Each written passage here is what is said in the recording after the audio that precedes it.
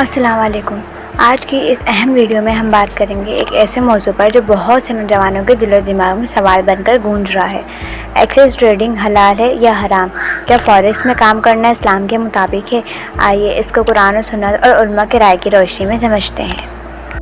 Exchange trading کیا ہے؟ سب سے پہلے ہم جانتے ہیں کہ ایکسچینج ٹریڈنگ اصل میں ہے کیا۔ ایک آن لائن بروکر ہے جس میں آپ کرنسی، سونا، اسٹاکس، کرپٹو اور دیگر مالیاتی چیزوں پر ٹریڈ کر سکتے ہیں۔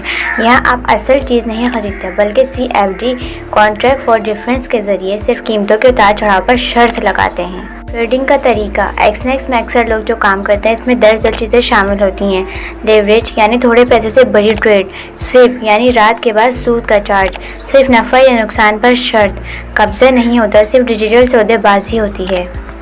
شریعت کیا کہتی ہے؟ اسلام میں تجارت کی اجازت ہے لیکن شرطیں ہیں۔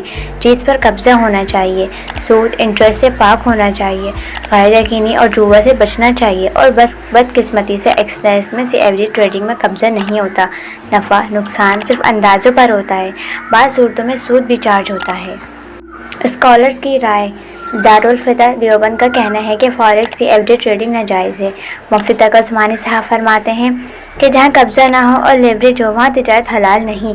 مصر، سعودی عرب اور پاکستان کے علماء بھی یہی کہتے ہیں کہ CFD ایک طرح کی سٹے بازی ہے۔ ایکسچینج اسلامی اکاؤنٹ بھی دیتا ہے جس میں سویپ نہیں ہوتی، لیکن اگر قبضہ نہ ہو، اگر CFD ہو، اگر جوا کا عنصر ہو تو صرف سویپ ہٹا دینا کافی نہیں۔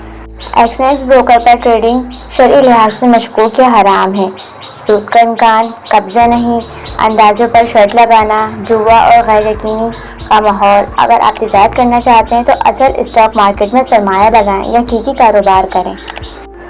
ہماری کوشش تھی کہ آپ کو مکمل اسلامی نقطہ نظر سے ایکسچینج اور آن لائن ٹریڈنگ کی حقیقت دکھائی جائے۔ اگر ویڈیو پسند آئی ہو تو لائک کریں، شیئر کریں اور چینل کو سبسکرائب ضرور کریں تاکہ مزید اسلامی رہنمائی آپ تک پہنچ سکے۔